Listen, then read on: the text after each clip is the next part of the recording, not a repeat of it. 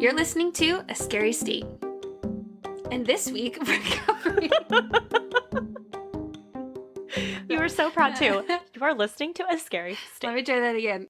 You're listening to A Scary State, and this week, we're covering DC. So, Lauren? Yes, Kenzie. Let's get scary. All right.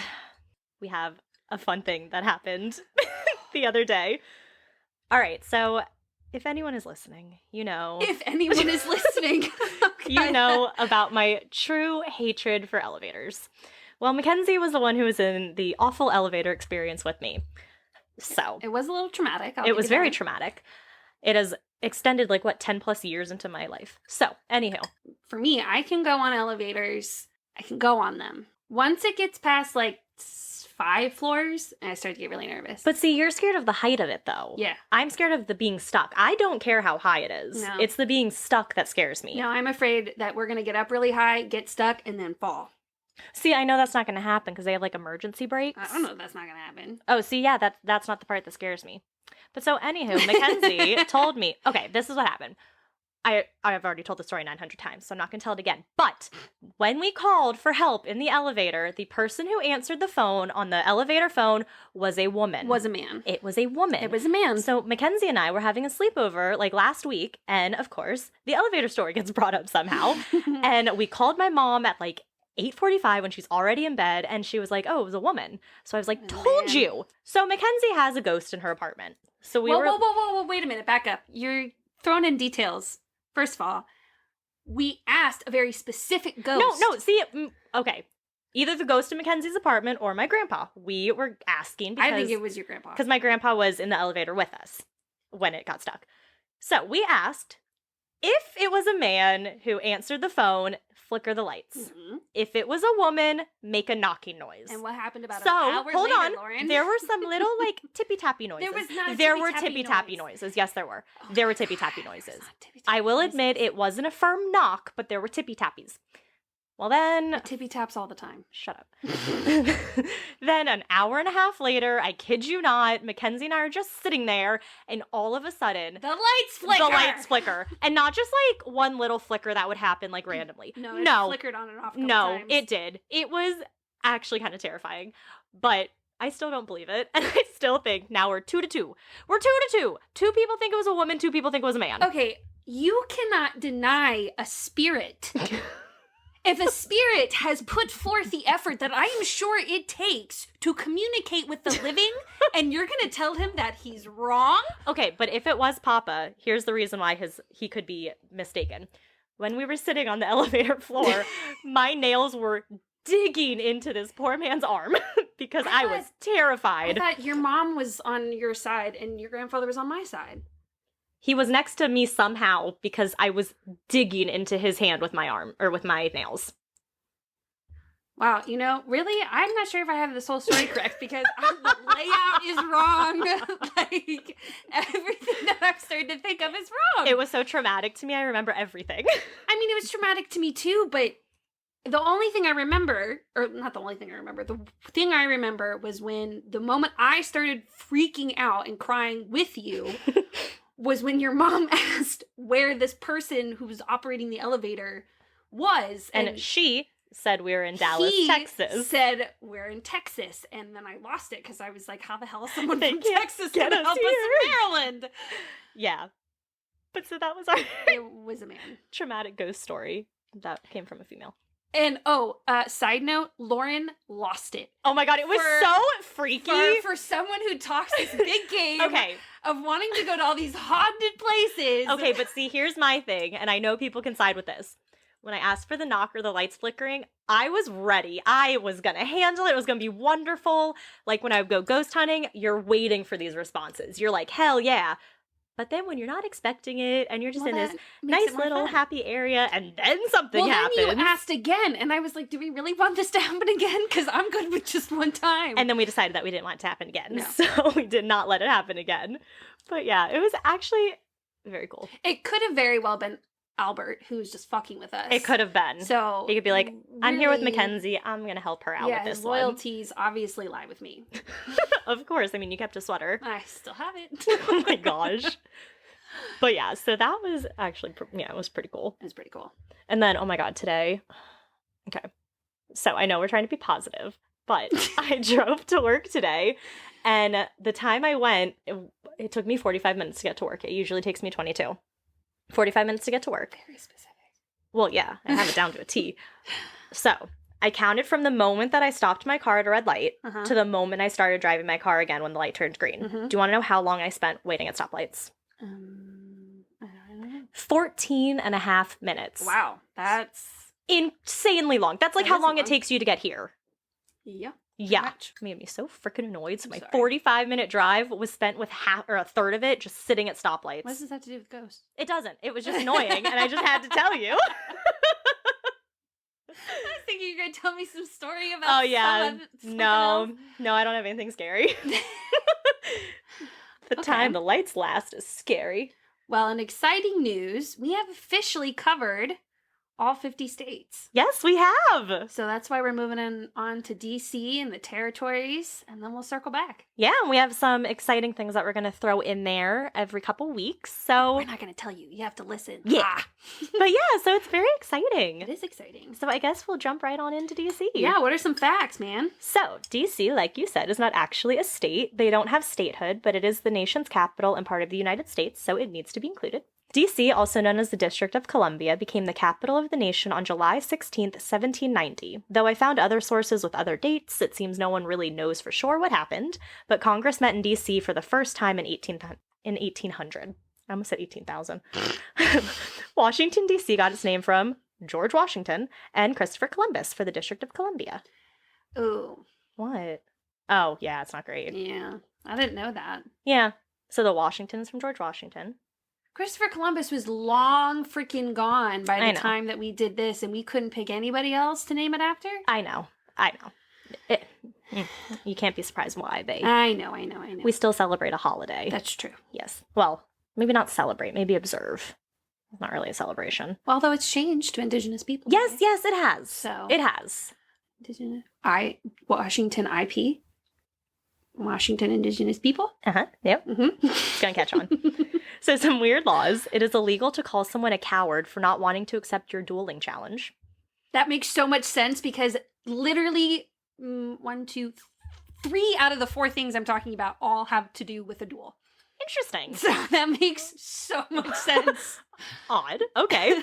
People have actually been arrested for dancing within the Jefferson Memorial. Feel free to dance at the Lincoln Memorial, though, just not the Jefferson. And you cannot whistle in a bathroom, which is creepy because sometimes I'll go to the bathroom at work and people like whistle or hum and make noises. I'm like, you are in a bathroom and there is clearly someone else in here. It is so uncomfortable. I don't like it. No. DC residents consume more wine per capita than anywhere else in the country. Good for them. DC license plates have the phrase taxation without representation on them. Do you know why? Because they don't have a seat in Congress. I knew it was something like that. Yeah. It is believed that there is a ghost cat who lives in the Supreme Court building. The Library of Congress has the FBI interrogation manual that is free to read, which sounds kind of cool. The DC Metro system is the second busiest system in the U.S., just behind New York City. Bill Nye, the Science Guy, is from DC. Oh my God. You're such a nerd. You can't say that you hear Bill Nye, the Science Guy, and you don't think that. I think Bill. Bill Nye, the Science Guy. Okay. As of 2011, the Wheaton Metro Station, or a stop on the Red Line, has the longest escalators in the Western Hemisphere. You know the ones it's talking about, right? Say that again? The Wheaton Metro Station. It's on the Red Line. It brings you somewhere where I can't think of right now. It's the one with the really long escalators. I thought that was Roslyn. I don't know. This one says the Wheaton Metro Station. Okay. It is 230 feet and takes about 2.5 minutes to ride. The only other escalator that is longer is located at Moscow's Victory subway station and is 413 feet. No. See, that, I can do an escalator up 1 floor.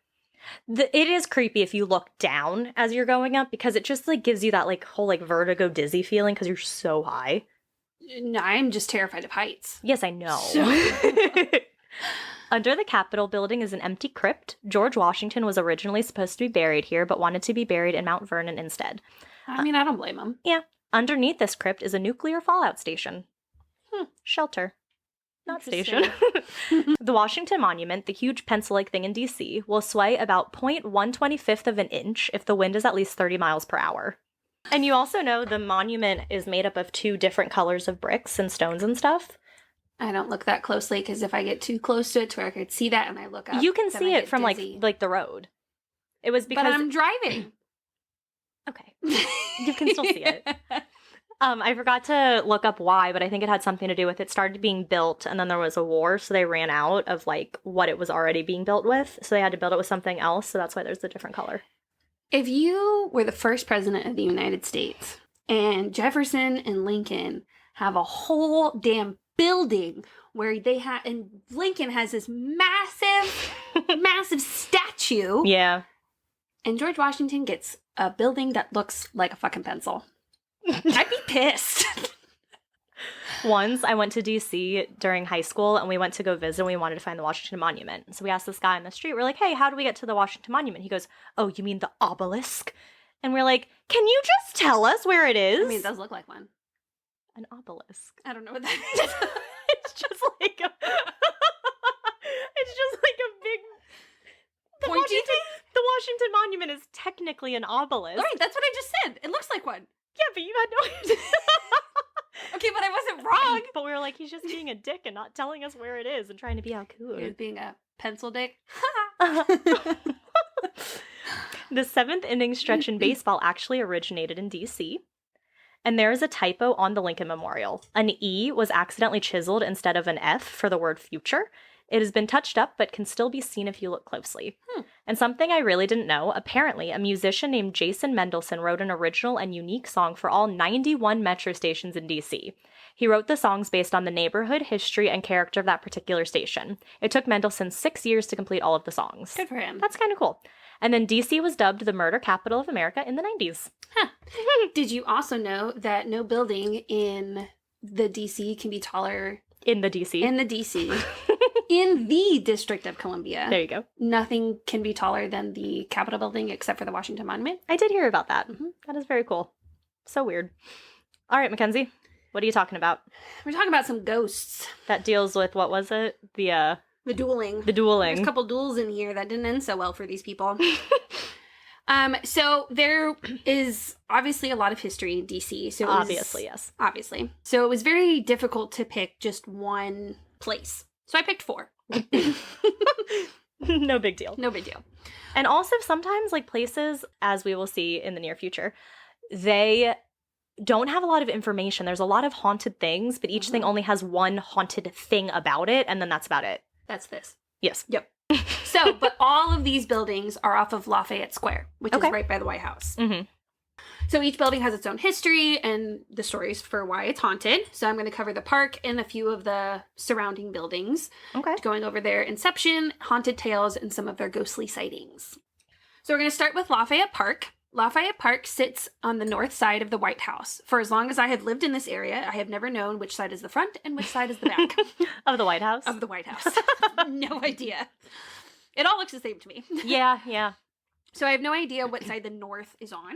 The streets that surround the park are H Street Northwest, Madison Place, Pennsylvania Avenue, and Jackson Place. So I assume Pennsylvania Avenue would be the front. I don't know. Okay. No because idea. I think whenever you talk about the White House, it's like, oh, Pennsylvania Avenue. Well, it's because it's... Yeah, I mean, I guess it would have to be the front because your address is what the street you face. Yeah. You face. You face. The park has served many purposes since its inception. It's been a graveyard, construction site, market, public space, and neighborhood. Going to discuss some of the additional buildings that surround it later on. The park has been around since plans for the city were created after the Revolutionary War.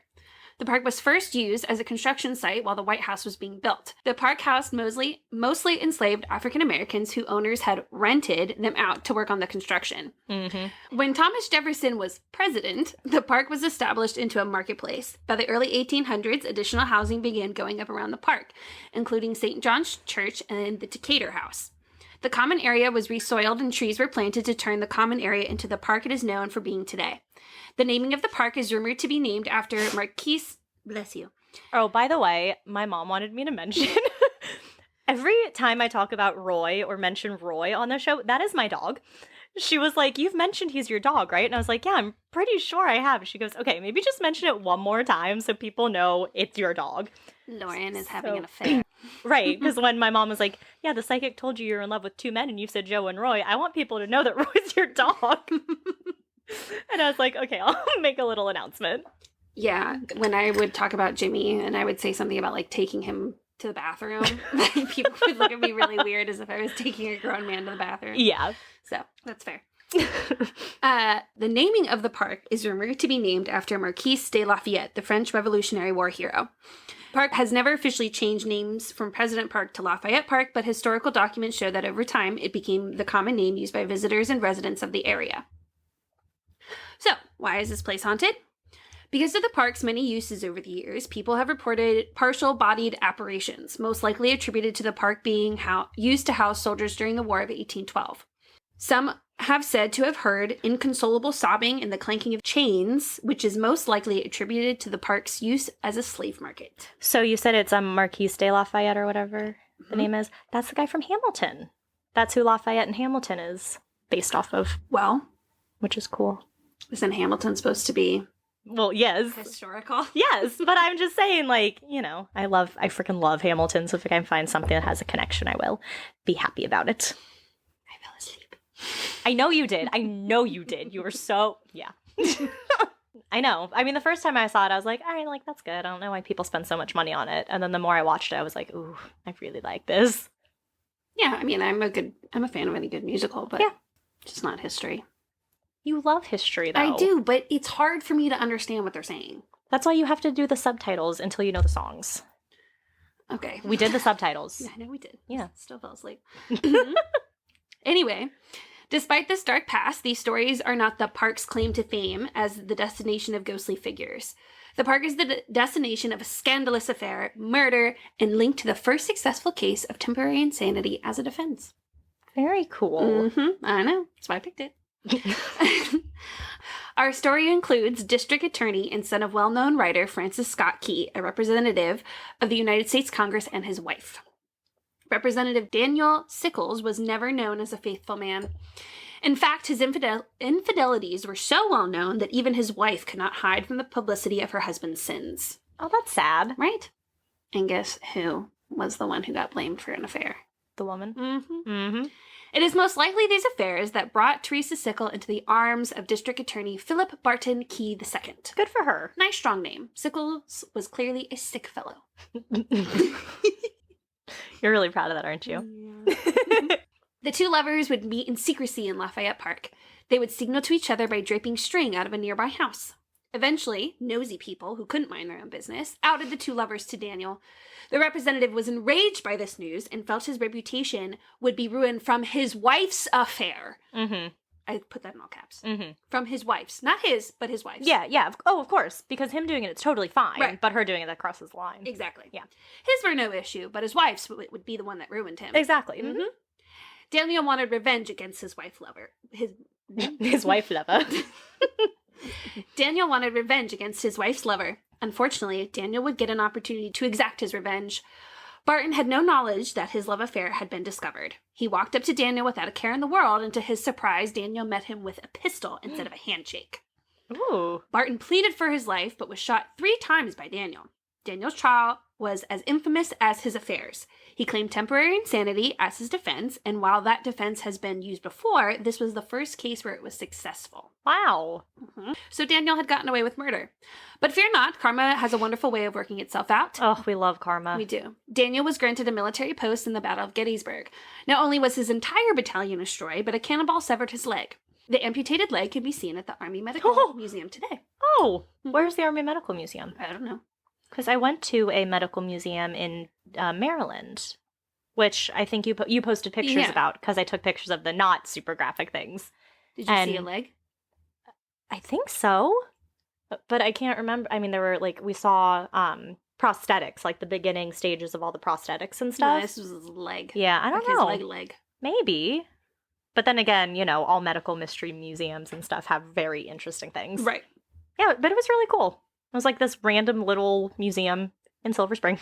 I sure this told me where it was. Because I remember reading it and thinking that it might be the same place that you went to, but I don't know. Oh, how cool. Yeah. We should look it up and see. Okay. Because that place was really cool. You wouldn't like it at all, but it was really cool. Did I tell you about the time I went to a taxidermy place? Yes. Yes. I think we might have talked about it on the podcast. Okay, cool. Yeah. Just making sure we covered that one. Legend has it that the lonely ghost of Philip Barton Key II lingers around the park, looking for his lost love. Some even say that they have seen Daniel limping along with him. Oh. So I'm going to do the, current ghostly sightings once I cover all the stories. Ooh, okay. So I'll come back to it. So the next stop on our haunted visit is St. John's Episcopal Church. St. John's Episcopal Church, also known as the President's Church, began construction in 1815 and opened its doors in October of 1816. Every sitting president since 1816, starting with James Madison, has attended a church service at least once. James Madison, woo! Mm-hmm. I only say that because I went to James Madison University. He might be a problematic person, but that's the school I went to. Fair. See, this is why you go to a school named after a town, and then you don't have to worry about it. Yeah. Yeah, but JMU is awesome. Every president since Franklin D. Roosevelt, with the exception of Nixon, attended an inauguration service at this church. I don't know why Nixon didn't go, but I mean, he also got impeached. So, yeah, you know. Presidents have chosen this church either because of their Episcopalian Episcopalian affiliation, or because of its proximity to the White House. Both very valid reasons. Mm-hmm. Abraham Lincoln was a regular at the church during the Civil War. He attended every evening prayer during the war. Wow. Mm-hmm. It was James Madison who established the first presidential pew. He selected pew 28 as his private pew. Pew pew. In the early years, the church was supported by pew subscriptions, and although they offered the pew for free, President Madison insisted on paying rent. Okay. When the church was renovated in 1843, the presidential pew was moved to pew 58 by a request of President John Tyler. You ever, read about stuff and you're like, I didn't remember you as a president? Was he the 9th president? I couldn't tell you. I think I remember he was the 9th or something, because when I was younger, I was like, oh, my dad was born on the 9th. Let's see what president is his. I was like, I was born on the 2nd. Let's see which one is mine.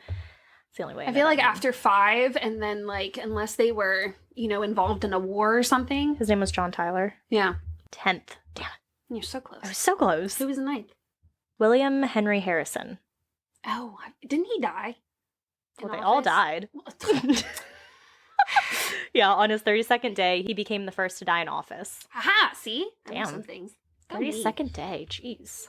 When renovations were completed in the late 1800s, the presidential pew was moved to pew 54, which has stayed true today. When presidents attend the church, they usually sit in the front for protocol reasons, but pew 54 is ceremoniously considered the presidential pew. Pew pew. This church may not sound familiar to you, but this was the church that Trump infamously used as a photo op during the 2020 Black Lives Matter protests. Mm-hmm. There had been a fire that had broken out in the church nursery, and there was very little damage caused to the church, aside from the nursery where the fire started, and no one was hurt in this fire either. The next day is when Trump ordered the National Guard to push back protesters using tear gas, smoke canisters, and pepper balls. The Episcopal Bishop of Washington, Marianne Bood, hopefully I said her name right, strongly criticized the method used by the National Guard for this photo op, saying it was used, quote, as a backdrop for the message antithetical to the teachings of Jesus. Oh, yeah, that makes sense. Mm-hmm. I mean, yeah. It was stupid. Mm-hmm. Yes, it was. Because know damn well that man doesn't go to church. Nope. Doesn't preach what the Bible says either.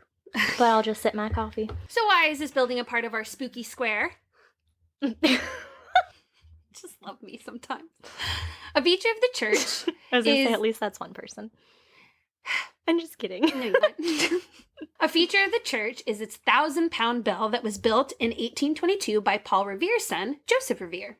Oh. Mm-hmm. Many famous sons. The bell rings whenever a prominent figure dies. It is said that when this bell rings at midnight, 6 ghostly figures appear. Draped in all white, these figures sit in the presidential pew, supposedly to pay their respects. No one knows who these figures are, only that they show when someone dies at midnight and appear in the presidential pew. So, real people? No. Oh. Ghosts. Oh. 6 ghosts. Yeah. Will appear. Okay. Because that's what you said, and I was like, oh, ghosts. And then as you were saying it, it was like, no one knows who they are. I was like, oh my god, is it people? Figures. Yeah. Oh, Not cool. people, figures. I don't know. You could see ghostly figures and it could be a person. Just a little side note, that one I obviously could find little to nothing on like any current ghostly sightings because it's very specific. Yeah. But I thought it was a cool story anyway. No, that is cool. On to our next place, the Decatur House. I put the parentheses with the enunciation because the whole time I've been saying Decatur. Oh. That's not it. Yeah. Decatur. The Decatur House was built for Naval Commodore Stephen Decatur and his wife Susan. Decatur got his fame from his naval victories in the Barbary Wars between U.S., Sweden, and the Ottoman Empire, as well as his capture of the British frigate HMS Macedonia during the War of 1812. Decatur used his prize money to build his home across the street from the White House in Lafayette Square Park. Throughout the 19th century, the Decatur changed hands after the death of the Commodore Decatur. More on that later. That rhymed. The house was home to the Secretaries of State from 1827 to 1833, including Martin Van Buren, Henry Clay, and E. Livingston. The house was home to mayors, representatives of Congress, senators, and was even used as offices for the Army during the Civil War. Edward Beal was the last official owner of the house in 1872. Beal was an explorer from California who had become a rancher and diplomat. He left the home to his daughter-in-law, Marie, and she left the house to the National Trust for Historic Preservation. This helped save the Decatur House, and in 1976, it became a U.S. National Historic Landmark. Similarly to the park, the Decatur has had many tenants over the years who are said to haunt the house to this day. Being a well-known and well-liked man, and being in a competitive position of Commodore, Decatur was not without enemies. One of the enemies was fellow Commodore James Barron. Barron was being court-martialed for being unprepared for the battle in the War of 1812. Barron had surrendered his ship to the USS Chesapeake to the British before the war even started. Barron was suspended from the Navy for 5 years without pay and ended up being stranded in Sweden. Oh. I don't know why.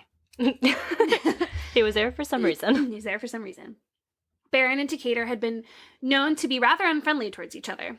Decatur took advantage of every opportunity to talk some shit about Barron. Especially while Barron was stuck in Sweden. Can't defend himself in Sweden. Exactly. This, of course, angered Barron, and his resentment built up over the years while he was away. By the time he made his way back to America, he had had it with the shit-talking, and he was allowed back into the Navy, and he challenged the Decatur to a duel. There we go, the there duels. It is. I know I said there was a bunch of duels, but clearly I lied, because this is the only one. At least you weren't completely wrong, because there is a duel. There is so a we duel. have it somewhere. Right. No better way to settle differences than by shooting each other. As you can see, duels were a popular form of settling disputes. A man thing. Uh-huh. Mm-hmm. Unfortunately, Decatur was not the victor in the duel. He died from injuries, leaving behind his wife with their grand house. Susan had to eventually sell many of her late husband's possessions and rent out their house, hence the various other tenants of the house. Oh, okay. People reported seeing Stephen Decatur in the second-story window of the house. These sightings were so frequent that the window was eventually boarded up. Oh, wow. Mm-hmm.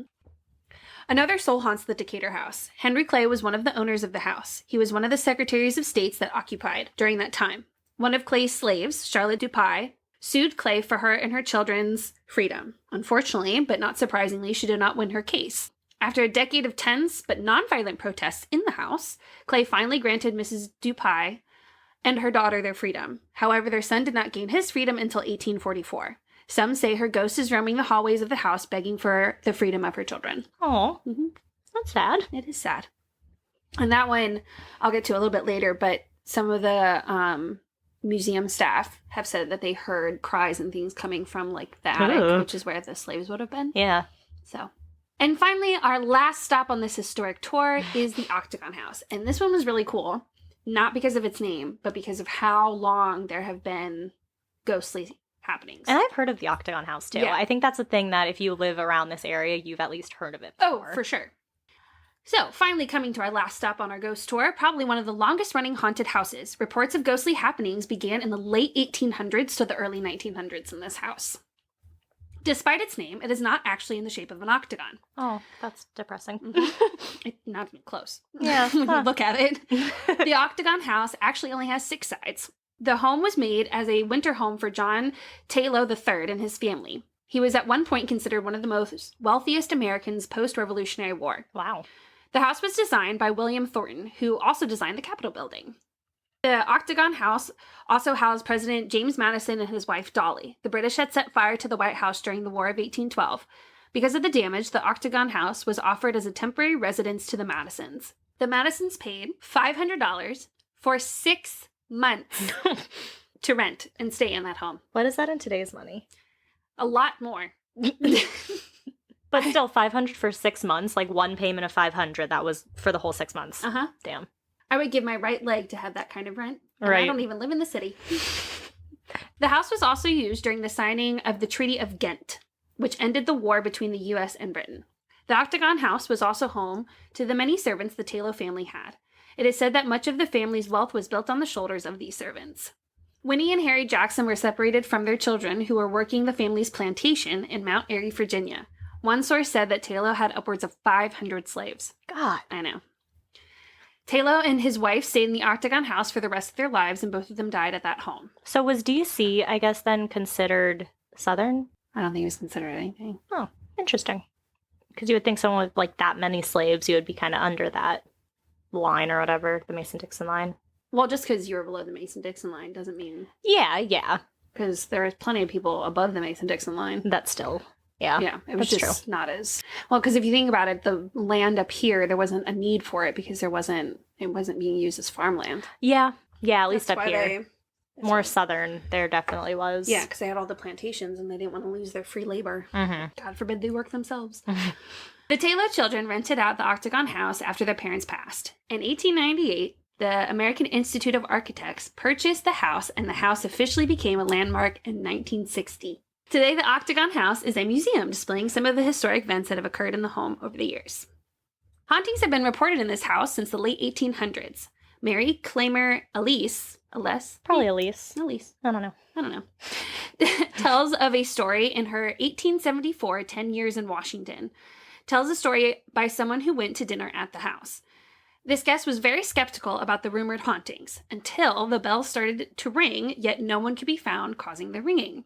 When the guest went to investigate the noise, he was supposedly lifted off the ground. They could never find the source, but the family decided to take the bells down. They also had a priest come and perform an exorcism, but it did not work. In Marianne Gouverneur's book, As I Remember, published in 1911, was told of a story by one of the daughters of General George D. Ramsey, who was an officer in the Army and a dinner guest of Mr. Taylor. She recounts, quote, "While the members of the family were at the evening meal, the bells in the house began to ring violently. General Ramsey immediately arose from the table to investigate, but failed to unravel the mystery. The butler, in a state of great alarm, rushed into the dining room and declared that it was the work of an unseen hand. As they continued to ring, General Ramsey held the rope which controlled the bells, but it is said that they were not silenced. Some say that the ringing bells are the Taylors who are ringing bells to summon their servants. Others say that it is rung by the dead slaves that used to work there. There have been many reports that have stated much unexplained activity in the stairways of the house. People feel cold spots as they travel up and down the stairs. According to the residents and museum staff, they have seen paranormal activity. After the house was converted to a museum, a superintendent at the time reported lights flickering on and off, or they would just turn on and off for no reason. Occasionally, doors would open for no reason, even when there was no wind reported. Other stories include lamps swinging, footprints where no one had walked, and a ghost of a gambler who died in the house along with a soldier in uniform. So, some of the modern day ghostly happenings. So like I said earlier, in the Decatur House, the museum staff have heard whispering, ghostly apparitions, and cries from upstairs. And other people have told other staff members they hear the same thing. Yeah. So some ghost hunters were going through the house, and when they were using their equipment, picked up on spirit activity near the window. And that window is the one where people say that you can see Stephen Decatur in. Ooh, okay. The Ghostbusters used a recording device to see if they could capture a response from the ghost, but they couldn't hear anything, which is kind of unfortunate. And in the attic, their equipment was apparently picking up a lot of different kinds of readings of spiritual activity, but again, they didn't have any pictures. So, yeah, like they went up to the attic, and I guess something with like the temperature, or I don't know, things were going off the charts. But you couldn't really see anything. Yeah. But it sounded cool. In one video, I watched two men going to different places in DC that were reported to be haunted. In the beginning, there was not much happening in the video, but they were standing on the stairs, which are said to be the most haunted location in the house. The Octagon House. Okay. Yeah, sorry. And so one of the men was trying to make contact with some sort of spirits. And so you kind of see him standing around for like 5 minutes, fast forward, like, the speeding up in the video. But as they play the speeding up part, I swear there's like this flash of white that moves behind him on the stairs going up, and then a couple seconds later you see it going back down. Oh, that's kind of cool. But they didn't comment on it at any point in the video. Like, well, because a lot of times things that you record, either like audio or even like cameras or stuff, you don't see it when it's happening, or you don't hear it when it's happening. Yeah. But other videos I've watched, like they'll put like captioning if like they hear a voice say something. Oh, interesting. And they didn't, there was no nothing. So they didn't experience anything paranormal while they were there. But I definitely saw something. And it definitely wasn't like a light from a window. Yeah. Because it was dark. The window was lower. You could see the light from the window and where that was. And especially if something looks like it's going up and then coming back down, that's kind of weird. You could definitely tell the two different directions it was going in. It was very cool. And lastly, a reporter for WTOP, which is the local radio station that reports news in this area, decided to take a look for himself to see if the legends of all these haunted places were true. In October of 2018, Will Vitka and his wife went to Lafayette Square Park, St. John's Episcopal Church, Decatur House, and the Octagon House. And I'm going to share with you his experience at each of these locations. Oh, okay. Lafayette Square. And this is what he's saying. Yeah. During our night out, Reem and I saw DC police and Secret Service, all of whom were great, but no ghosts. No sense of unease, no voices. It was very pleasant. The scariest thing to happen to us was some rats screeching at us from the sewer drain. Startling, to be sure, but in fairness, we were in their turf and it was almost 5 a.m. at that point. Maybe they were sleepy. St. John's Episcopal Church. This sounds about as creepy and nuts as the alleged haunting, but the only way to know if the ghostly men appear at midnight after the bell tolls for the death of someone famous is to go back after the death of someone famous. Okay. So, obviously, they didn't see anything. Yeah. The Decatur House. No. At least we saw no evidence of a haunting. The house doesn't seem eerie or unsettling. There was no man in the windows. It was quiet and peaceful and well taken care of by the National Trust for Historic Preservation and the White House Historical Association. No. Like, straight up no, period. Like, that's it. And then lastly, the Octagon House. For what it's worth, my wife did find the place exceedingly creepy. It does have the air of history about it, of being from another time. But we heard no noises or chains or bells or cries from phantoms. On the other hand, I am the guy who wandered up the front steps and kept jabbing the doorbell out of morbid sense of curiosity and comedy. So perhaps I am not the most receiving vessel. And those are the haunted locations in Lafayette Square Park. Ooh. Well, how you described it, we're going to have to do like a little road trip. Even if we don't go into anything, at least just driving by and seeing the things. Well, and I don't know if they're still doing it, but they have a whole ghost tour of these places. The reviews aren't so great. Oh. I looked at them and it was people were very much like, it's a history lesson. Like, fascinating stories. Yeah. So pretty much what I just regurgitated to you, we would probably hear again on the tour. So, I don't know. Joe bought me for something. It is 3 ghost tours. There's one in Alexandria, one in DC, and one in Williamsburg, I think, or somewhere down there. And yeah, so we have 3 ghost tours that we can like choose the dates that they have and go on the ghost tours. I always see the ones in Old Town. Oh yeah, there's always a ton out there. But yeah, so I'll have to do the DC one and report back. Don't know when it's going to happen, but I'm going to have to do it one day. All right, what are you talking about, Lauren? All right, so I wanted to talk about 2 famous urban legends from DC. There are actually quite a few, but I decided to focus on just 2. But before that, so I looked up some rumors or curses in DC, and this is a really cool one. So the rumor is that, quote, the Washington Redskins, who I know are now the Commanders, but the time of this were the Redskins, have accurately predicted every presidential election since 1936. That's cool. The verdict of this rumor is true 95% of the time. So the Washingtonian.com article says, quote, a winning record is a rare sight at FedEx Field these days, except when it comes to the football team's ability to forecast the next president. The Redskins rule says that if the team wins its last home game before the general election, the incumbent party stays in the White House. And for decades, the rule held true. Then in 2004, the Redskins dropped a Halloween home game to the Green Bay Packers. According to the pattern, incumbent George W. Bush would lose to John Kerry. 2 days later, Bush won, putting an end to the 68-year streak. In 2008, the streak resumed when the Pittsburgh Steelers beat the Redskins the day before the election, suggesting that Republicans would lose the White House and Barack Obama wouldn't be a senator much longer. We'll have to wait until 2012 to see, but we bet President Obama will be rooting for the home team next fall. So I looked it up, And if I looked it up correctly, the general election in 2012 was on November 6th. Mhm. The last home game the Redskins had before the election was a home game against the Panthers on November 4th. They lost, surprise, surprise, but Obama ended up winning the 2012 election. So I guess the streak ended again. Yeah. But I thought that was really cool. All right, so now they on have to win for someone to stay president. Yeah. It's probably not going to happen. No. But I mean, a 68-year streak, like that's pretty good. Pretty cool. Good. All right, so on to the legends. So I'm going to talk about the Exorcist Stairs and the backstory and the Hope Diamond. Ooh. So there are many staircases in DC and the surrounding areas, but there is one in particular that many are familiar with and maybe never knew was located so close, and that would be the Exorcist Stairs in Georgetown. Georgetown is a little town, still considered as part of DC, but right outside of the actual city. The Exorcist Steps have a very steep and narrow staircase located right between an old industrial building and a gas station. These steps were originally built in 1895, but didn't gain much attention, fame, or infamy until 1973. What happened in 1973, you may ask? Well, the classic horror movie The Exorcist was released in theaters on December 26, 1973. I take it you have never seen this movie. No. Okay. I've heard of it. Oh, good. Okay. So these stairs are so famous because they played a large role in one of the major plots of the film. Father Damien Karras, and I looked it up because I haven't seen this movie in forever, so if I pronounce it wrong, I apologize. A main character meets his death after plummeting down these stairs. There is even a plaque dedicated to the movie at the stairs. It says, quote, "The Exorcist Steps. These iconic steps were featured in William Friedkin's 1973 Warner Brothers classic motion picture based on the... Say that 5 times fast. Right. Based on the novel and screenplay by William Peter Blatty, The Exorcist. In the film's climatic ending, Father Karras, actor John Miller, plummets the 75 steps to his death, commemorated on this day, October 30th, 2015. It is also signed by Muriel Bowser, the mayor of DC, and Jack Evans, the Ward 2 council member. So a side note, DC is divided into wards, so that is why they have a council member dedicated to a specific ward. I did not know that. Oh yeah, they have like a lot actually.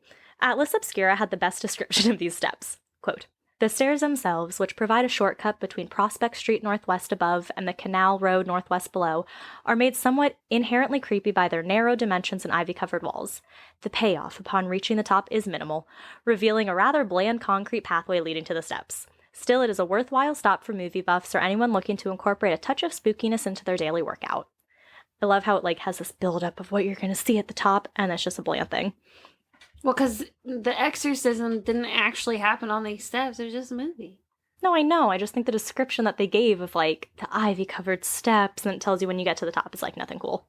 Yeah. So to find these steps, just head over to 3600 Prospect Street, which is located at the corner of Prospect and 36th Street Northwest. The house from which Father Damien is thrown from is located next to the steps, looking very similar to how it looked in the film.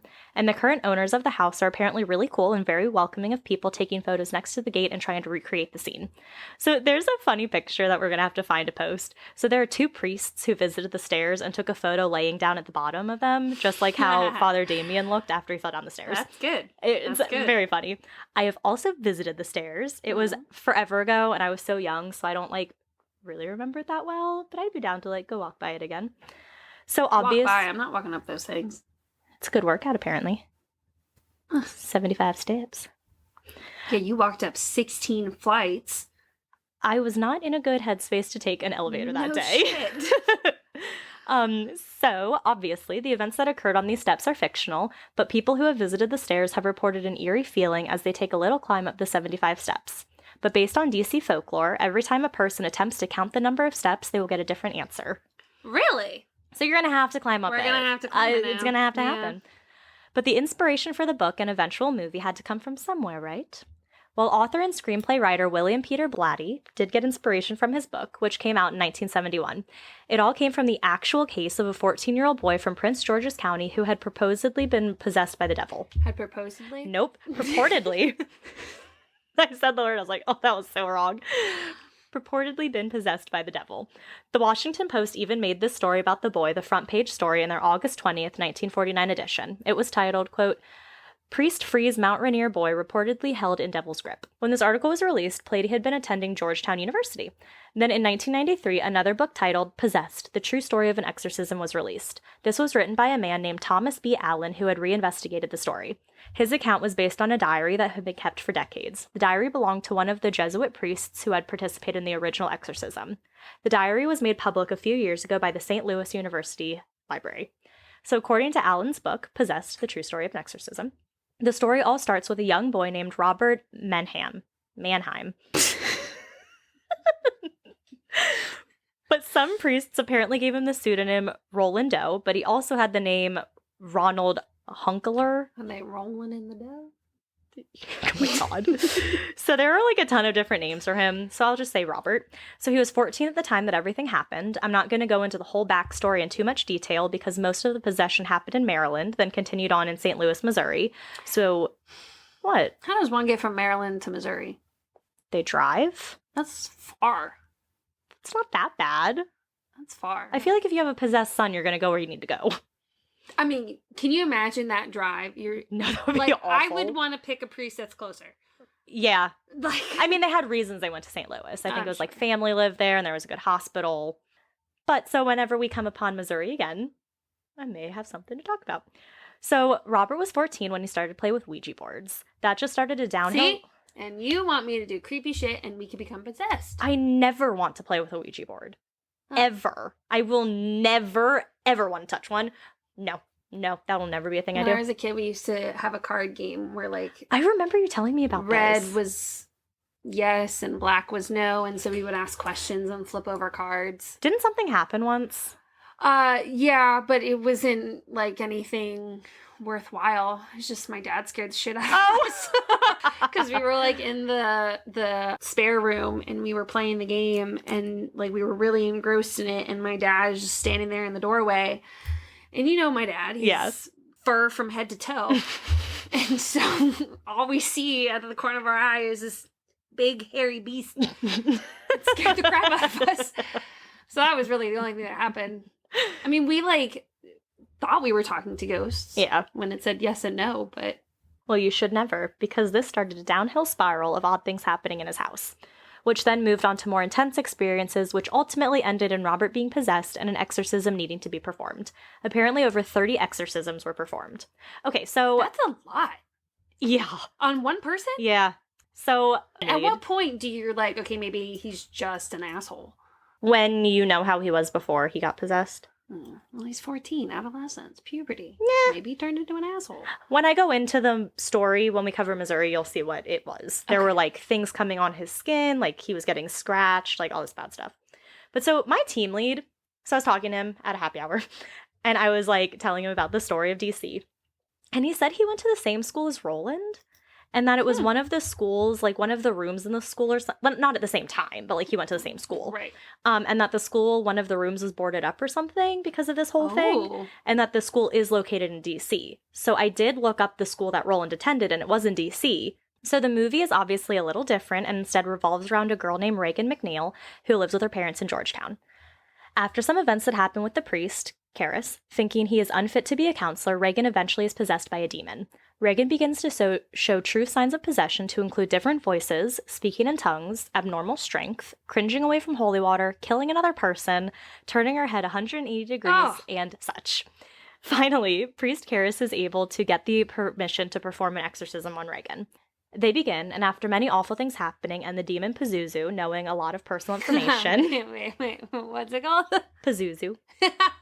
Which reminds me of Futurama, where the professor has a, like, demon thing, and he goes, Pazuzu, and it's so cute. You're gonna name a demon, don't name it Pazuzu. No, that's the demon's name. He's like an old demon. I understand. I'll read, I think I wrote about who he is. But, like, then pick one with a scary name. No, but no. So the father finally tells the demon to leave Reagan and possess him instead, which is exactly what the demon does. I would not sacrifice that. No, sorry. Well, he's like a man of his faith. So Father Damien knows that the only way to kill the demon is to kill the person who the demon is possessing. So he throws himself from Reagan's bedroom window, tumbling down the steep staircase outside. He has read his last rites as he takes his last breath. Reagan is no longer possessed and all is well. Oh, so I do. Interesting side note about Pazuzu. He is a... Stop laughing at him! That's gonna, like, curse you. I respect you, Pazuzu. So he is a demon from but if I'm possessed, that's other people's problems, less than mine. It could kill you. Nah. Watch The Exorcist. No, thank you. Yes, we're gonna make you watch it so you know what you're saying. So he is a demon from Assyrian and Babylonian mythology and is known to bring storms and drought, but ironically, he is also known to protect mothers and children. So I'm fine. But he possesses Reagan, who's a 14-year-old girl. So 14's not a child. She's technically a teenager. Oh my god, I'm going to punch you. So I clearly don't go fully into the movie, in case there are some people who haven't seen it yet. Oh, God forbid you ruin the ending of a 1973 movie. I know. But I just wanted to give a little brief overview so people kind of know what's going on. Oh, geez. So obviously the movie is set in Georgetown, with a lot of it being filmed in Georgetown as well. And the movie brought about what is known as the Exorcist Curse. So I wanted to talk about the movie, The Curse, and some other haunting facts that surrounded the movie that was released and based in Georgetown. So to start off, the movie did really well at the box office. Like, really, really well. On its original release date of December 26, 1973, domestically, the movie made $193 million. And since its release date worldwide, the movie has made $441 million. The Exorcist not only was a huge hit in the box office, but it became the first horror film to ever be nominated for Best Picture at the Academy Awards. It also received 10 Oscar nominations and went on to win Best Adapted Screenplay and Best Sound. Is this supposed to, you said it's going to be cursed? Because this sounds really great. Yeah. So, of course, there are some lighter sides and facts about the movie. So the scene where Father Damien tumbles down the stairs, well, that scene was actually filmed on the stairs in Georgetown. While that scene may not be bright, what is cool is that the scene had to be shot a few times, as they do. So Georgetown University charged students $5 to watch the stunt from the surrounding rooftops. Oh, that's kind of cool. Yeah. Exterior shots of the McNeil house were filmed using the house on 36th and Prospect, the house I talked about in Georgetown. Overall, quote, Georgetown was paid $1,000 per day of filming, which included both exteriors, such as Burston's first scene, shot on the steps of the Flemish Romanesque Healy Hall, the interior, such as the defilement of the statue of the Virgin Mary in Dell Green Chapel, or the Archbishop's office, which is actually the office of the president of the university. One scene was filmed in the Tombs, a student hangout across from the steps that was founded by a Blady classmate. So they filmed, like, kind of all over Georgetown. Yeah. But, like The Exorcist Curse would imagine, there are some darker facts as well. The post-production work done on the film was done in New York at 666 Fifth Avenue. Ooh. 666. So I talked about The Exorcist Curse. This is an urban legend that says that anyone who has been involved in production in any way is or was cursed for life. A total of 9 people's passings are all said to be linked to the movie, and those deaths occurred either during filming or right after production. Okay. 2 characters, the mother of Father Karras, played by Vasiliki Miliaros, and Brooke, the director, played by Jack McGoran, both died in the film, like their characters died, while both of the actors actually died before the film was even released. Why'd they die? I don't know. It didn't really say, it just said they died.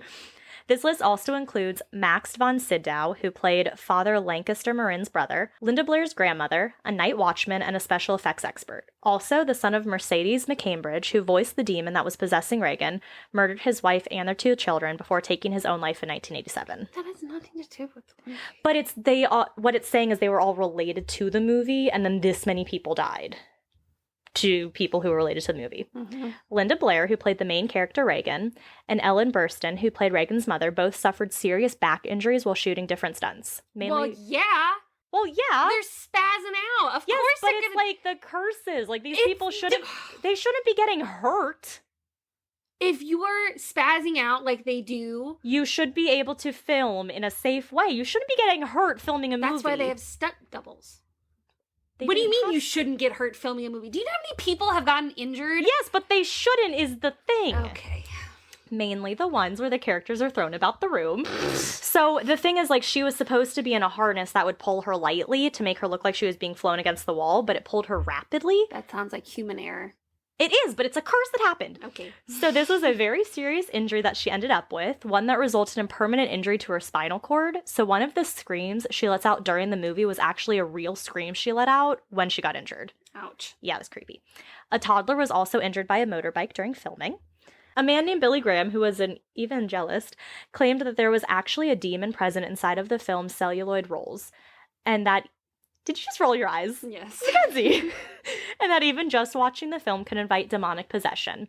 He said, quote, "There is a power of evil in the film, in the fabric of the film itself." There are movies that are said to do that. Like Zach Bagans has a movie called Demon House. I refuse to watch it because before the movie starts, it gives you a warning saying that like people who have watched this movie have reported things happening in their house afterwards. I'm not going to watch it. I'm not going to risk it. You can do it if you want to, Mackenzie, but I know you won't, so You're just mad because I'm doubting your curse. I doubt you. So a fire broke out on the studio, which actually did a significant amount of damage to the set, all except Reagan's room. That's creepy.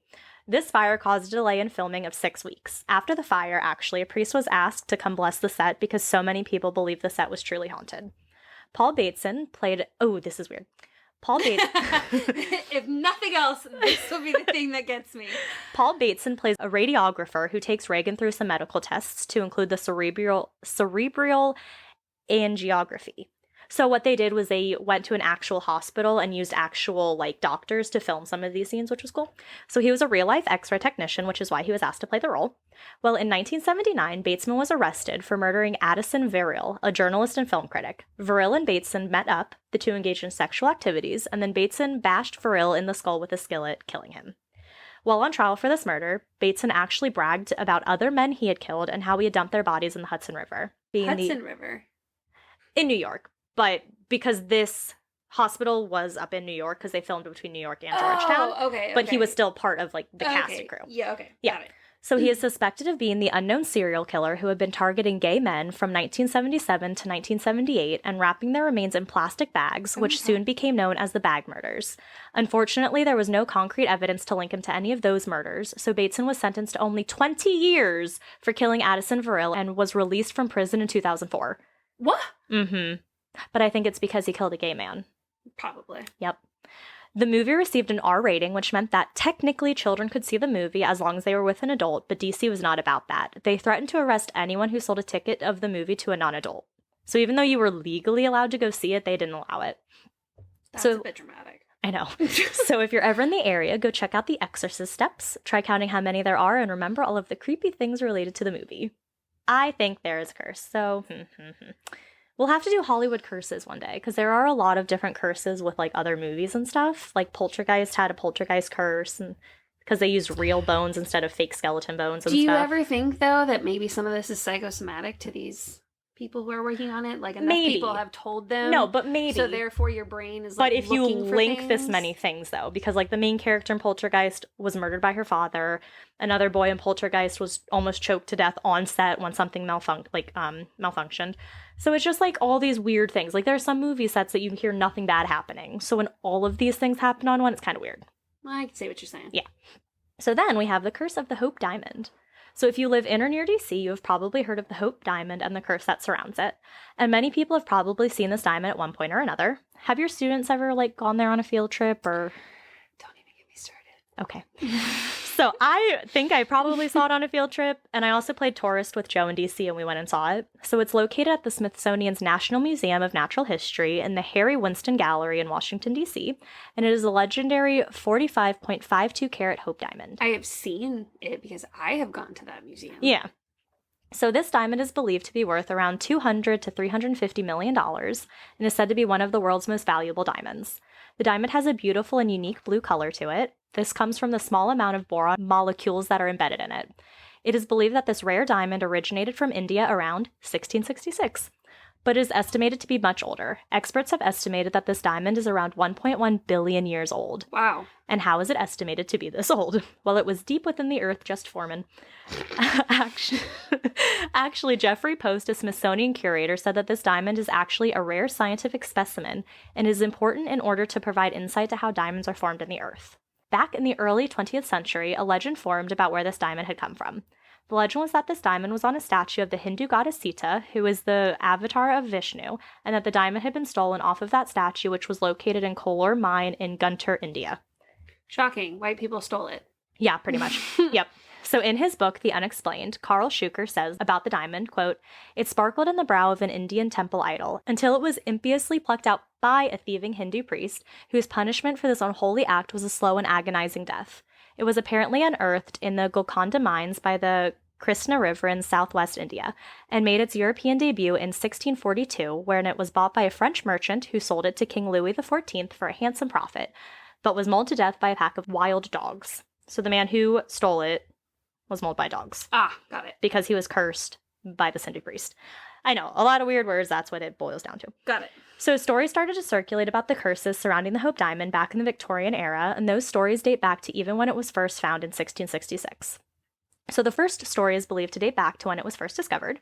Jean-Baptiste Tavernier was a French gem merchant and purchased the diamond in 1666. At this time, the diamond was a whopping 115.16 carat diamond, which is huge. It is believed that it is this guy who took the original gem from the Hindu statue, the gem serving as one of the eyes of the statue. When the Hindu priest discovered that the gem was missing, it is said that he placed a curse on it, and that curse would affect anyone who had the gem in their possession. I mean, fair. Yeah. Tavernier then sold that diamond to King Louis XIV, but shortly after he sold the diamond, it is said that he developed a severe fever and passed away shortly after. Isn't Louis XIV the one that got his head chopped off with Marie I'll get to that. Yeah. I'm good. In 1673, King Louis XIV had the huge diamond recut to 69 carats. God bless you. Bless you, Mr. Roy. At the time, the diamond was known by the name the Blue Diamond of the Crown or the French Blue. King Louis XIV gave the diamond to his mistress, and the curse befell her when King Louis cruelly abandoned her. But not long after that, he died of gangrene after a long illness. Ah, I was close. Before the king died, that was the 14th, yeah. Yeah. So you were right with King Louis, just the wrong number. Right. Before the king died, he had a courtier named Nicholas Fuquette. A courtier is a person who attends the royal court of the monarch and other royalty. So Fuquette had apparently worn the diamond at one point, but after a few months later, he fell out of favor with the king and was expelled from the country. He must have gone to Italy because he was imprisoned in Pinerolo, also known as Pinerolo, for 14 years until his sentence was changed to life imprisonment. Interesting fact, though. Wait a minute. He was sentenced to 15 years, and then it was changed to life imprisonment. Okay, got it. Yeah. Interesting fact, it is believed that he was actually the man in the Iron Mask. Remember the movie we were supposed to watch, but we never watched?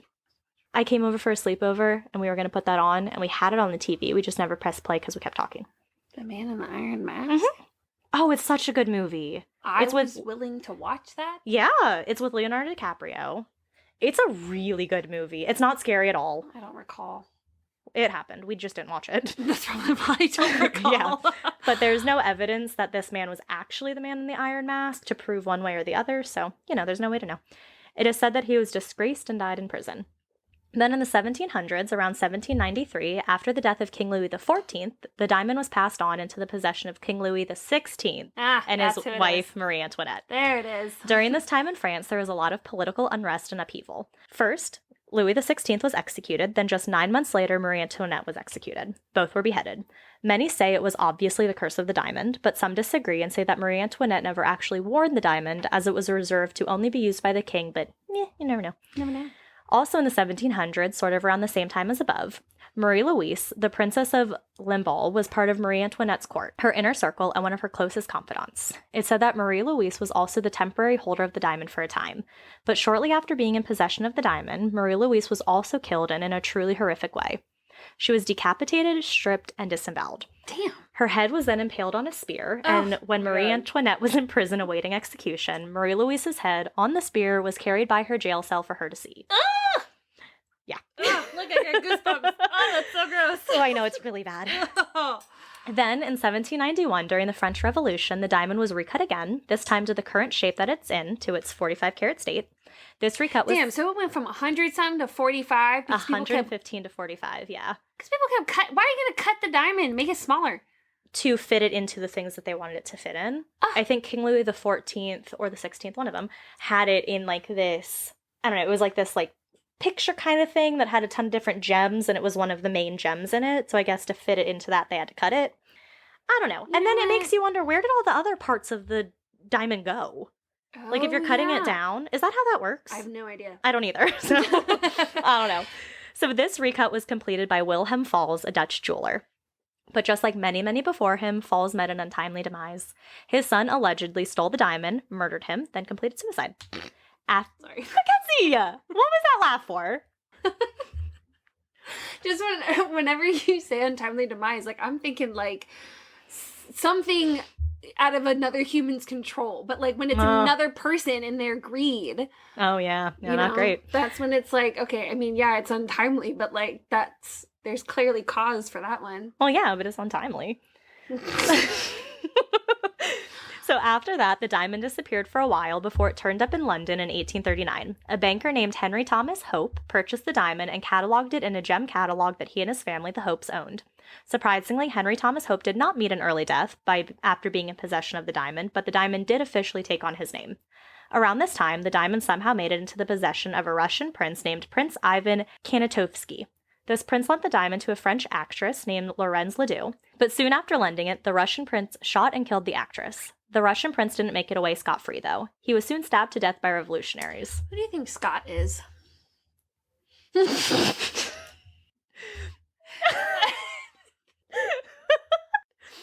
a really good question. Does anyone know who Scott is? But, like, we say it all the time, like, got off scot-free. Who the hell's Scott?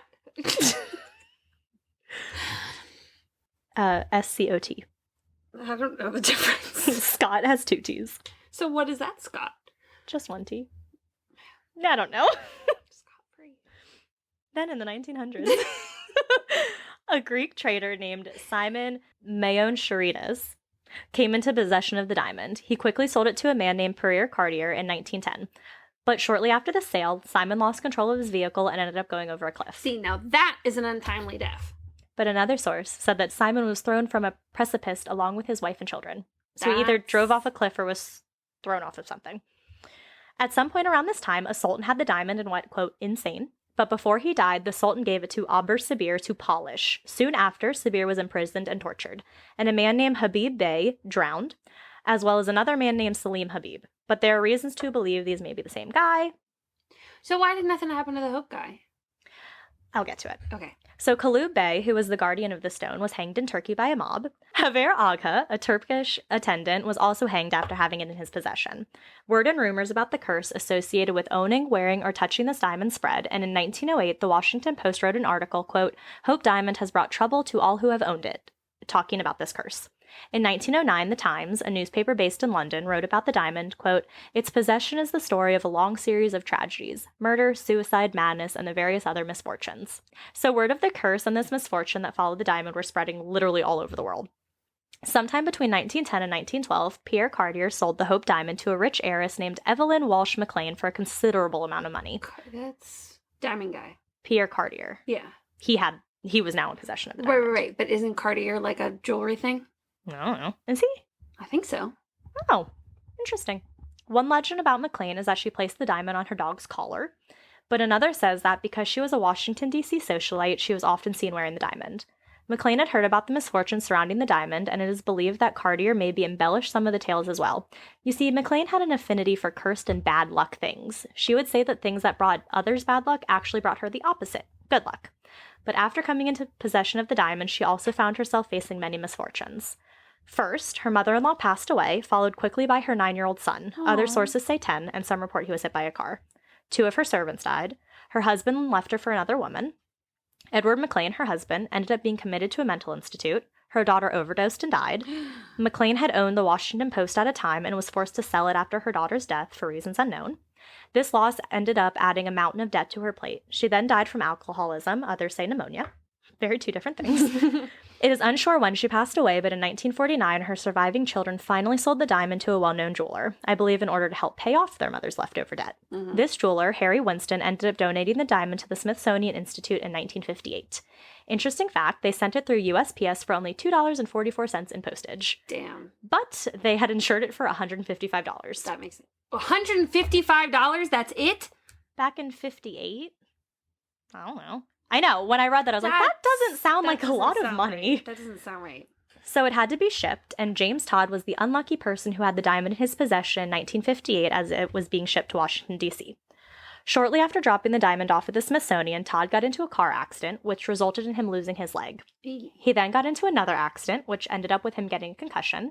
His wife passed away, and his dog died. Aww. And finally, he ended up losing his house to a fire that completely destroyed it. But all of these rumors may not be completely rooted in truth and may dispel some of the beliefs. Some historians don't believe the origin story of the diamond in the first place, that it was stolen from a statue of a Hindu goddess, largely because the other blue eye matching the diamond that Tavernier took has never surfaced. They also say that the tale that he was torn apart by wolves is inconsistent with historical evidence, which goes to show that he actually lived to be 84 years old and died of natural causes. Oh, damn. Habib Bey, or Simon Habib, the man who was said to have drowned, did actually drown, but it was the man by the same name and not the owner of the diamond. Oh. But literally, those are the only two things I found that could potentially dispel the curse. Everything else is pretty dang convincing. What about Hope? So, it is said that the reason the diamond isn't cursing the owner of the Smithsonian and didn't curse Hope is because they purchased the stone to show off to others, not to use to show off themselves or their wealth. Oh, fair. Mhm. Fair. Yep. That makes sense. Yeah, so if you were doing it in like a non-selfish way, See, you didn't get hurt. Hope Diamond Curse, believable. Exorcism Curse, meh. Well, those are the two big curses that we have in DC. One is very creepy, and one is just very Maybe weird that's why the Redskins can never win. because of a DC curse. Yeah. I believe it. My goodness, they just not great. But yeah, so those are our two curses in DC. Fascinating. I know. Very fascinating. We're gonna have to take a little DC trip. Go to the Exorcist stairs, try to count them, see if we can count the same amount. You gotta go first, and then I'll go, and we'll see Okay. what numbers we get at the end. Ooh, yeah, okay. That'll be fun. I'm good at stairs. I take them all the time. And then we'll go to all of your little haunted houses. Well, not little, big haunted houses. That's okay. We can walk by at least. We can walk by. I'm sure we'll be in DC I've sometime soon. walked past the Octagon House a bajillion times. I feel like I must have It's, too. it's where it is, like, we have frequented. Yes. Yeah, so. As one does in DC. As one does in DC. All right, well, thank you for listening, everyone. Mackenzie, what are our socials? Our socials are Instagram at A Scary State Podcast, Facebook, A Scary State Podcast, Twitter at A Scary State Pod. We are working on TikTok. We're gonna get there. That's the next battle we're gonna We're cover. old millennials. We and are. it's hard for us. It is. I'm recruiting my children to help me. But check out our website at ascarystatepodcast.squarespace.com. And then you can send us an email at ascarystatepodcast@gmail.com. and that's it. I think that's it. So rate and review us in all the places. Yeah. So stay scary. Stay safe.